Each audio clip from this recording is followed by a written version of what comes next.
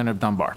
Thank you, Mr. Chairman. Thank you for bringing this bill back up. As the chairman said, and we did have this bill last year. Last year was HB 245. It passed this committee unanimously. It passed the House by a vote of 169 to 31, so it was overwhelmingly approved. Like I said, we didn't clear that final hurdle, and hopefully this year we will be able to.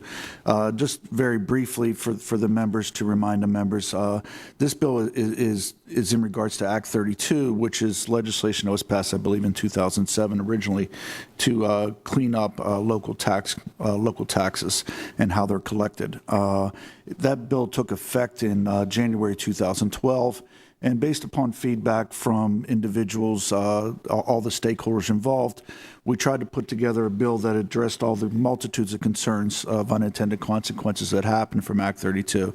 So specifically in this bill, we came up with clear and concise safe harbor language, some oversight of local tax collection committees, clarifications for withholding for temporary job assignments.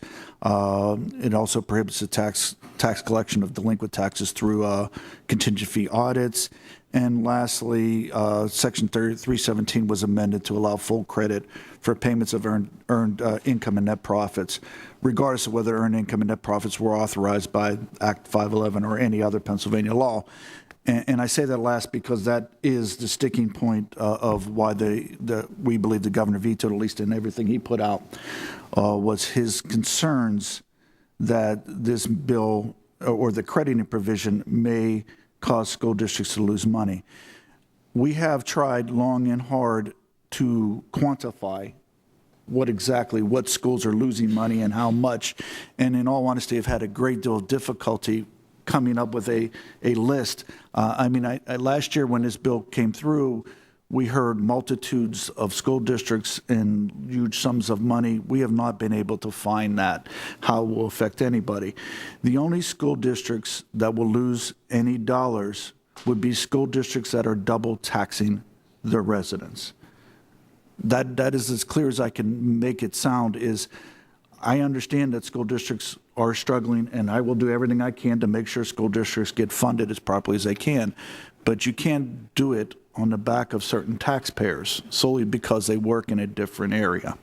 Prior to Act 32, a full credit was always given. After Act 32, simply because of the word chapter versus act, one or two school districts no longer allowed to credit, one or two. This was just meant to clarify that.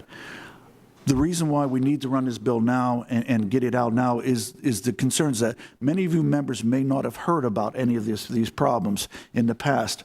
But believe me, in the near short-term future, you will. In the past, everybody was given a credit and allowed a credit. But because of the veto and other tax collection committees now are not allowing credits for out-of-state workers for local taxes. And it's going to create major problems. Specifically, there's been resolutions adopted by Bucks County specifically saying that we will no longer offer the credit. Keystone Collections, which is a tax collection committee, also has put out information that they will no longer honor these credits. So you're going to have members, you're going to have taxpayers, when they do their 2017 return, calling every member in here saying, what happened? Why are we being double taxed? So, a relatively long-winded introduction there, but I did want to make sure everybody understood exactly what we're talking about. Like I said, it's passed unanimously in the past. Hopefully, we'll pass it again today, and I will be honored to take any questions anybody has and respectfully ask for a yes vote.